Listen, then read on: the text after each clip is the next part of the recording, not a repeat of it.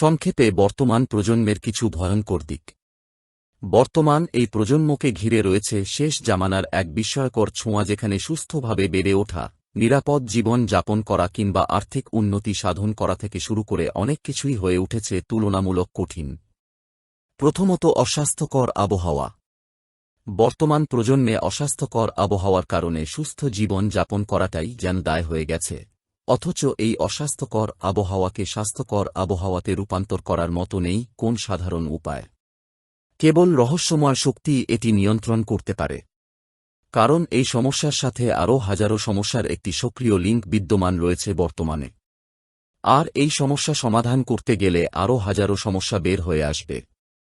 হাজারো সমস্যা একসাথে সমাধান করা সাধারণ মানবাত্মাদের পক্ষে বড়ই কষ্টসাধ্য এবং অসম্ভব। দ্বিতীয়ত, জটিল মন মানসিকতা।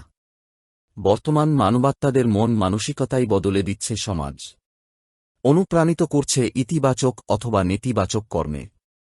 ভালোবাসার সঙ্গে অর্থের সক্রিয় বন্ধনই যেন বর্তমানে মুখ্য বিষয় হয়ে দাঁড়িয়েছে। আজকে অর্থের অভাবে একজন মানুষ তার কাঙ্ক্ষিত ভালোবাসা থেকে হতে পারে বঞ্চিত, যেটা কখনো কখনো অস্তিত্ব বিনাশের কারণ হয়ে দাঁড়ায়। এসব কিছুর পেছনে রয়েছে কেবল জটিল মন মানসিকতা। তৃতীয়ত, নারীদের অনাকাঙ্ক্ষিত বিচরণ। এই সমস্যা আগেও ছিল, এখনও আছে, তবে এটি ধরন পাল্টেছে মাত্র। এই ধরন পাল্টানোই যেন কাল হয়ে দাঁড়িয়েছে বর্তমান প্রজন্মের।